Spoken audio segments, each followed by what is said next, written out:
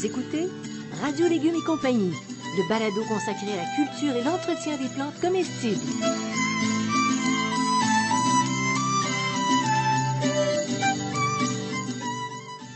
Laitue, Basilic, plantation, poivron, bleuets, pollinisation, haricots, arrosage, fraises, insectes ravageurs et maladies, concombres. fertilisation. Radio Légumes et compagnie, le balado qui vous dit tout pour cultiver et entretenir simplement les plantes comestibles de façon naturelle.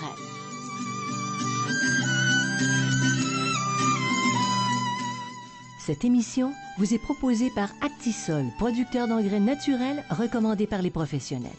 Actisol, entreprise agricole québécoise depuis 3 générations, produit l'engrais Mère-Poule depuis près de 25 ans.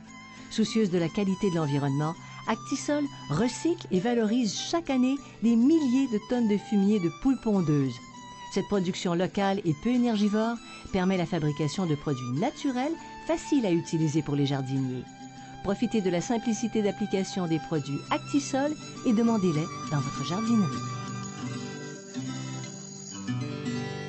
Salut tout le monde, ici Janine Ross. Bienvenue à Radio Légumes et compagnie avec, entre autres, Bertrand Dumont. Bonjour Bertrand Dumont. Entre autres. Entre autres. Entre autres. C'est qui les autres? Les différentes facettes de nos personnalités, ça fait quoi? 6, 8, 10? Oh non, Alors c'est vous, non, là. moi je suis mono-personnalité, cher ami. Mono-personnalité. Ça me suffit. J'en ai déjà une, puis j'ai assez de misère avec, ça me suffit comme ça. Mono-personnalité, horticulteur, Ouais. auteur, conférencier, spécialiste des plantes comestibles. Bertrand, Mais la seule chose importante là-dedans, c'est horticulteur. Le reste, ça, ce n'est que de l'artifice. des variations sur le même thème. Ah, d'accord. On va parler aujourd'hui Oui. d'un légume Oui. qui fait partie de la culture américaine, mais qui ne parlait pas à l'origine anglais. Non, la courge ne parlait pas anglais, effectivement. La courge d'été. On va vous parler donc des courgettes et des pâtissons, des courges d'été. Les courges d'été. Ouais. Alors on y va, on plonge. Les courges d'été. Donc, Leur origine. ben, les courges, là, pardon, excusez-moi, sont originaires de l'Amérique centrale. Et donc, les premières courges, là, vont être utilisées par les Premières Nations il y a environ 9 à 10 000 ans d'ici. Donc, c'est quand même pas nouveau. Mais les courges, vraiment, on les découvre au XVIe siècle. Hein. C'est Christophe Colomb, hein, le grand Christophe, donc, qui a découvert les courges. Mais quand on parle des courges d'été, on parle de 4 formes de courges, qu'on appelle les courges tripetis, les courges spaghetti, les courgettes ou zucchini. Je vais y revenir tout à l'heure, les pâtissons. OK, pâtissons. Donc, pâtissons, parce qu'elle a la forme d'une pâte, là, elle a la forme d'un chapeau. En fin de compte, elle a la forme d'un chapeau de prêtre qu'on appelait des padrés. Donc, ça devenait padré, pâtisson. Là, c'est un d'accord. chapeau de prêtre, là. Et donc, ce qu'il faut comprendre, c'est que la courgette et le pâtisson n'existent que depuis le 18e siècle. Et pourquoi? Ça a été découvert en Italie. Et c'est un Italien qui était pressé de manger des courges et qui a décidé de manger des courges immatures. C'est-à-dire que si vous prenez une courgette, et tout le monde l'a essayé peut-être une fois dans sa vie, C'est celle que tu as oubliée au potager, là. celle que vous avez au potager Oui, devient voilà. énorme comme une courge. Mm-mm. Exactement la même chose, et on trouve qu'elle n'est pas bonne à manger, mais en réalité aussi bonne qu'une courge à manger, mais il faut la manger comme une courge et non pas comme une courgette. Non? Et donc, elles sont consommées immatures. Et elles sont, à ce moment-là, elles sont tendres. Elles sont tendres. C'est ça. En fin de compte, c'est des bébés courges qu'on mange, donc des courgettes, et la même chose pour les pâtissons. Et donc, la courgette en elle-même va revenir en Amérique du Nord au 20e siècle. C'est fou, les hein? Italiens, donc c'était des formes de courgettes qui existaient ici, mais la forme de courge, mais sous la forme de courgette, ça Elle revient. revient. Et les Français ne vont commencer à n'en manger qu'à partir du 20e siècle.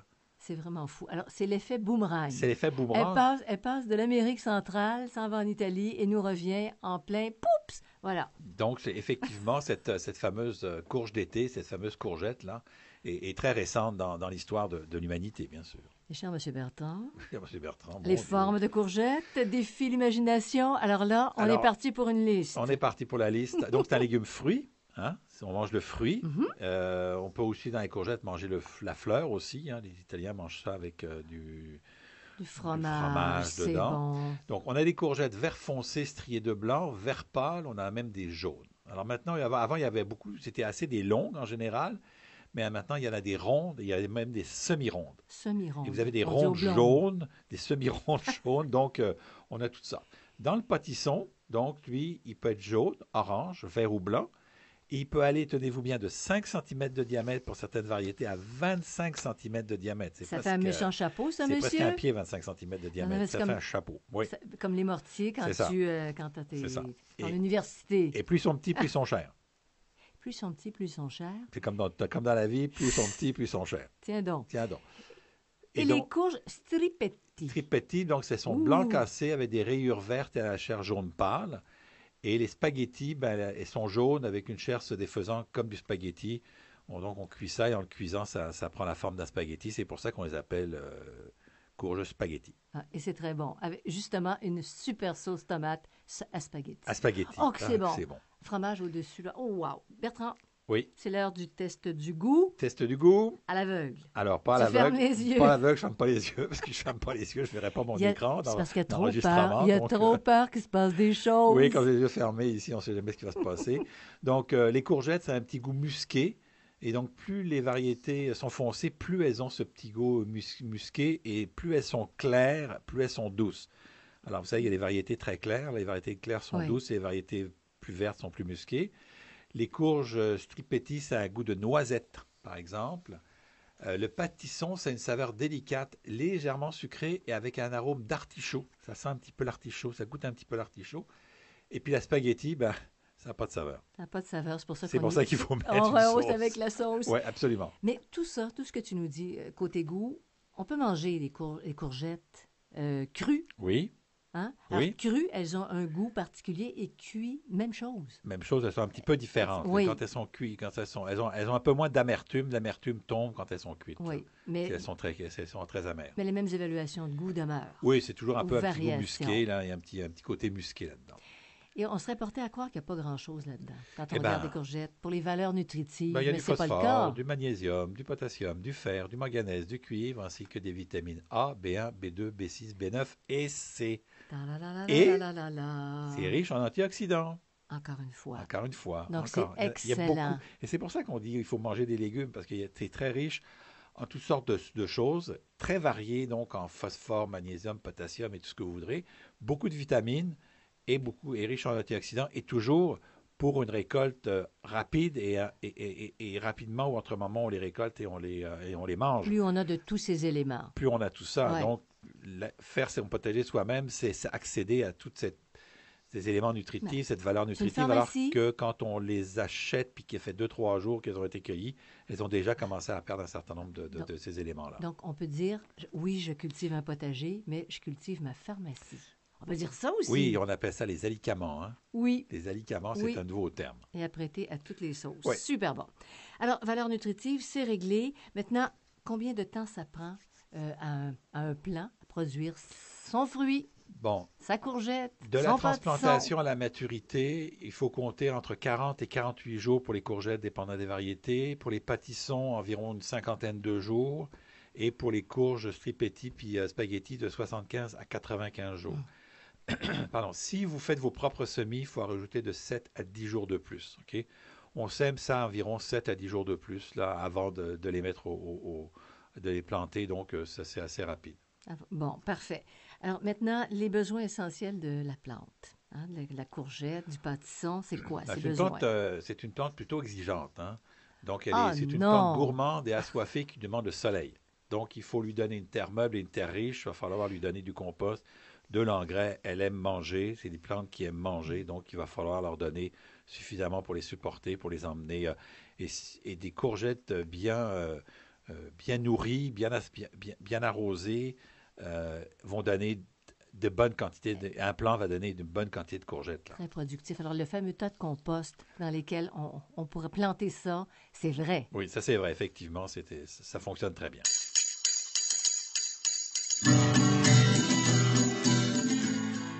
Vous écoutez Radio Légumes et compagnie, le balado consacré à la culture et l'entretien des plantes comestibles.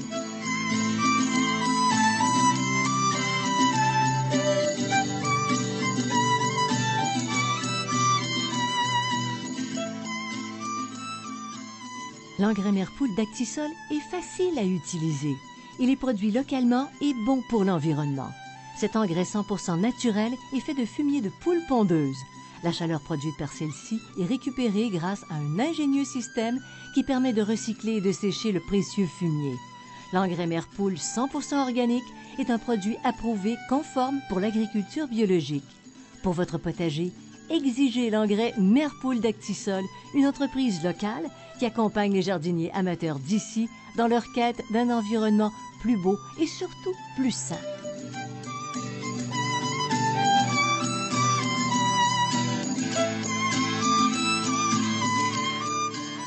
Vous écoutez Radio Légumes et compagnie, le balado consacré à la culture et l'entretien des plantes comestibles.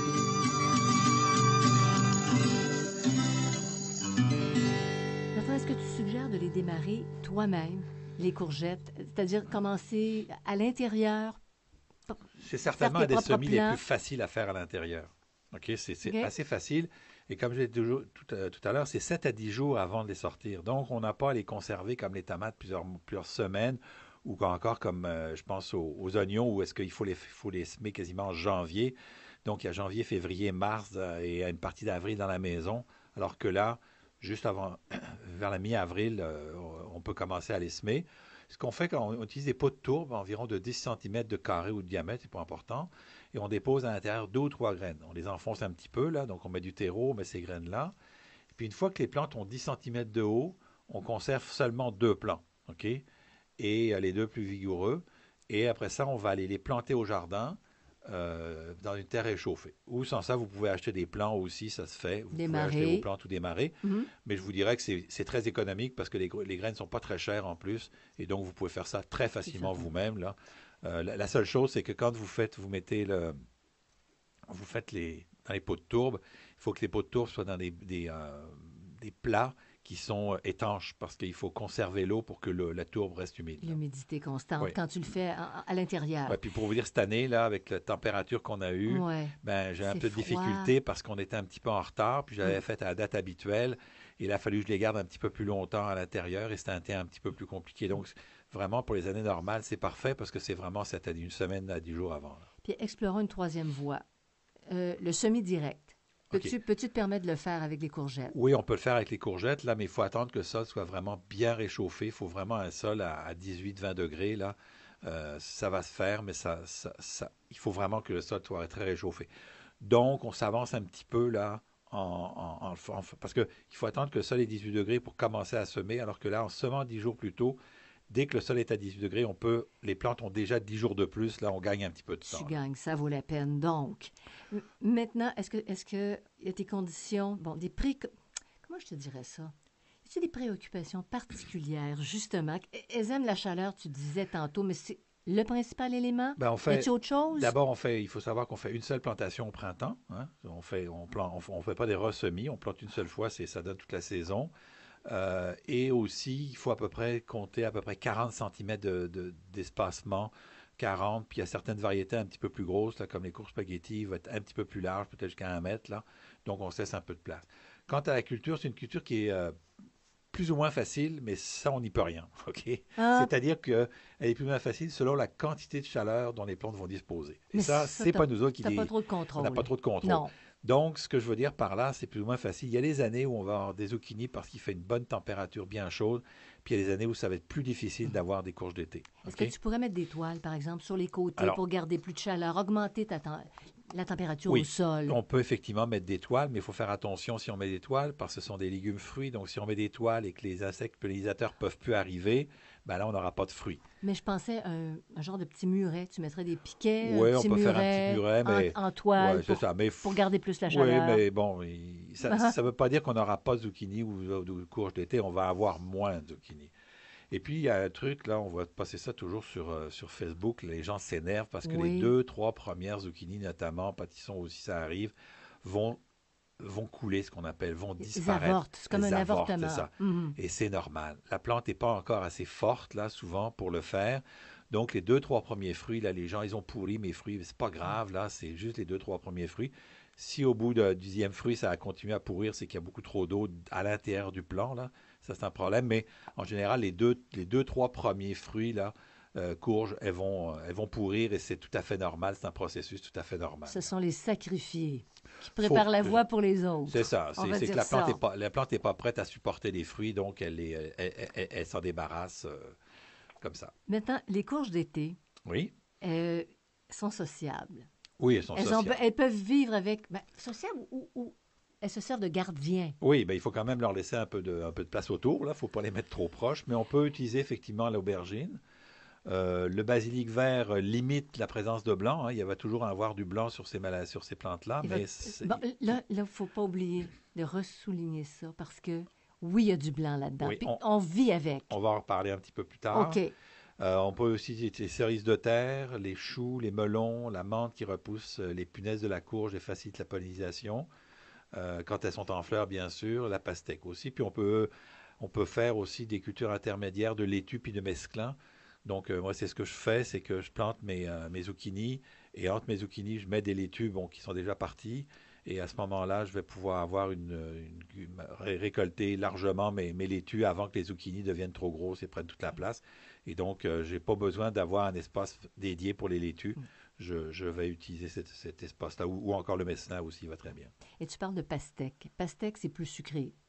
Pastèque, c'est une courge d'hiver, ça. C'est une courge d'hiver. C'est ce qu'on appelle une courge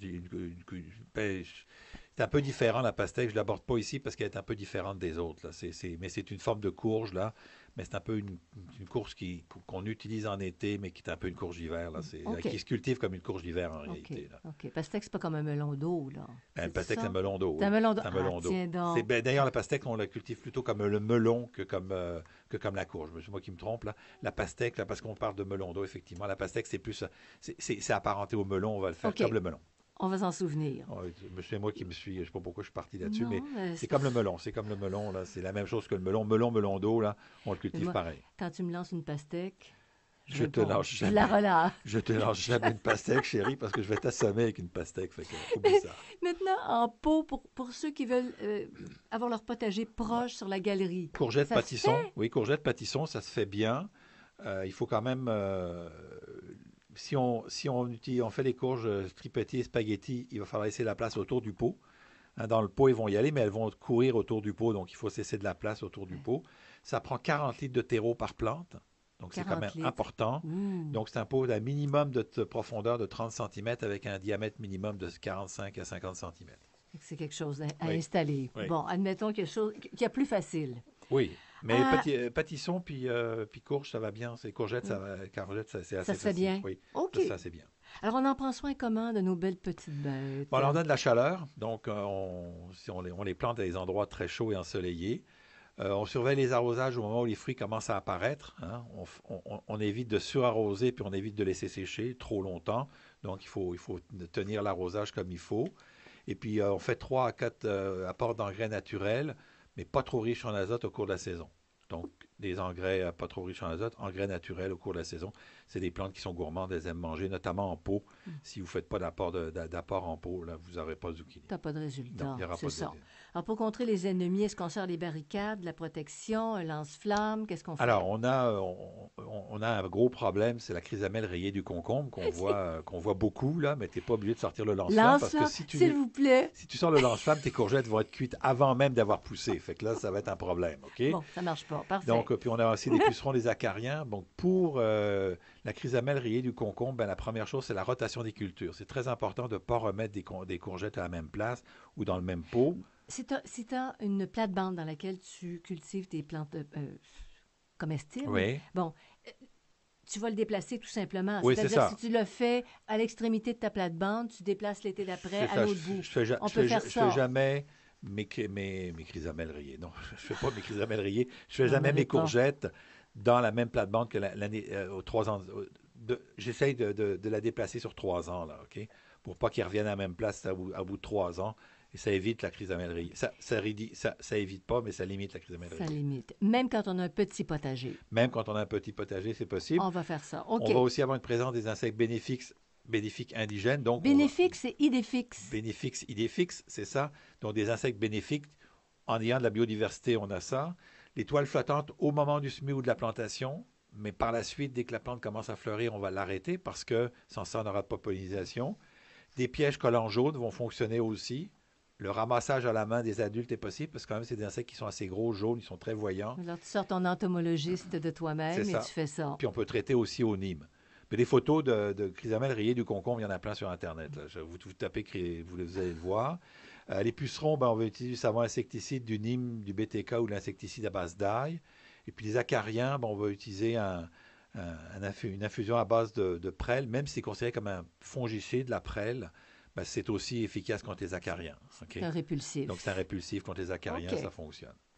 Et le blanc, tu en as un petit peu parlé. Ben, les maladies, c'est ouais. le blanc. Les blancs, ben, le blanc, il faut se comprendre que le blanc est endémique sur ces plantes-là. Il fait partie du processus. Ça ne sert à rien d'essayer de le traiter. Il va toujours y en avoir. Et, Okay? et si tu coupes les feuilles qui sont atteintes par le blanc, déjà, Ben, tu élimines un petit peu. on enlève les feuilles atteintes dès l'apparition des premiers symptômes, mais ça va réduire. Puis en fin de saison, on laisse aller. Ça ne sert à rien de traiter. Ça n'arrivera pas. La seule chose, je vous déconseille, c'est de mettre les plantes trop atteintes avec le blanc dans le compost. Ça n'aide pas non plus. OK. Quand elles sont atteintes de blanc, on met ça au Ouais. vidange, carrément. Puis vous avez aussi de la phrygostigma bactérienne, la tache angulaire, la pourriture des racines, l'anthracnose, l'alternariose, puis la virus de mosaïque du concombre. Mais tout ça, finalement, ils disparaissent parce que le blanc va prendre toute la place, fait que c'est pas un problème. Et puis les fruits, peut-être, les courgettes. T'sais. Malgré tout cela, on a Oui. des courgettes. C'est vraiment étonnant. Oui. Oui.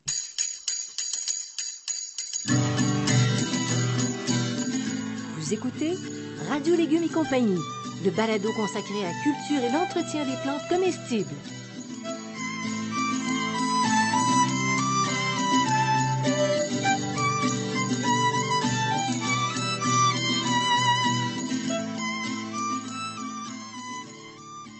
Vous adorez jardiner et vous êtes à la recherche d'informations originales, pertinentes et fiables?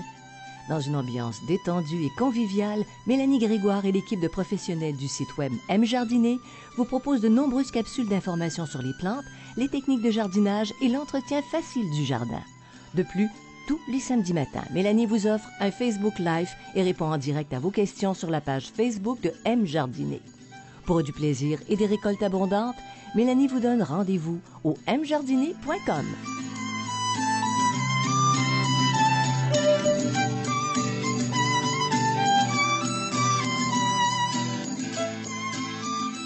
Vous écoutez Radio Légumes et compagnie, le balado consacré à la culture et l'entretien des plantes comestibles.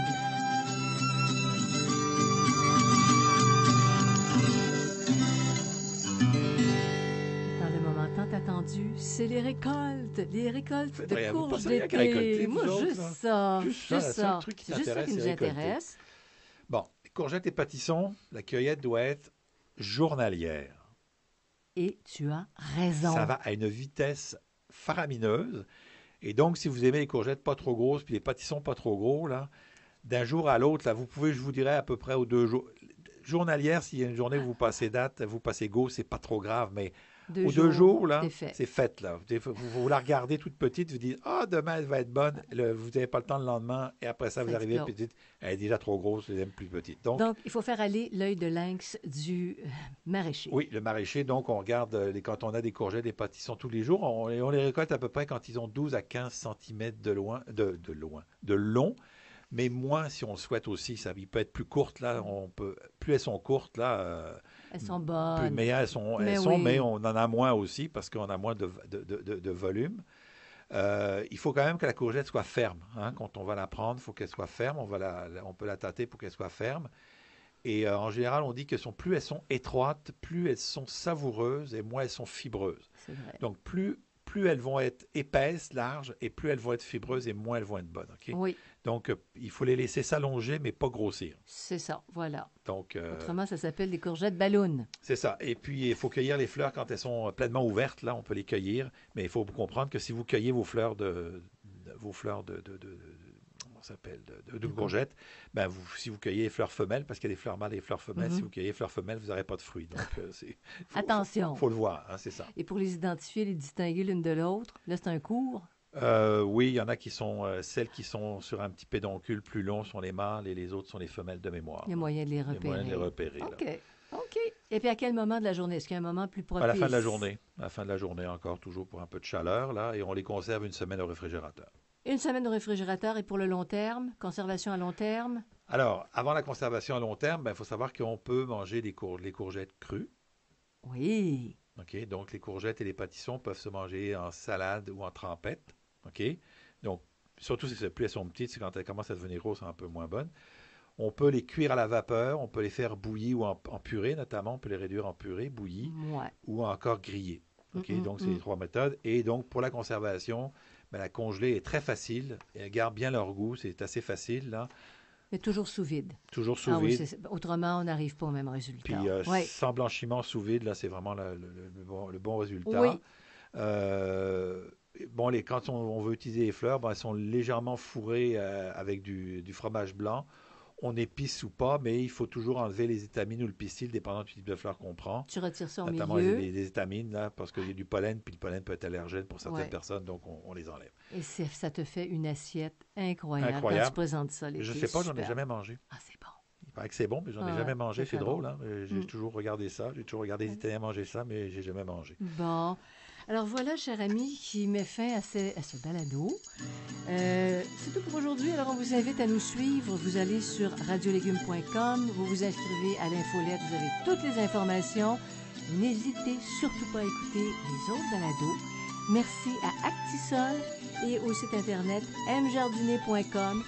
Un petit merci bien particulier à Xavier Gervais-Dumont pour la musique, Charles Gervais-Dumont pour le support technique. Merci beaucoup Bertrand pour tes informations. Je m'excuse d'être tout énervé quand on parle de plantes. Mais non, faut pas être énervé, mais t'as pas à t'excuser. J'aime ça. Mais non, il n'y a pas d'excuses, il n'y a pas de problème. Et puis, en plus, sur Radio Légumes et compagnie.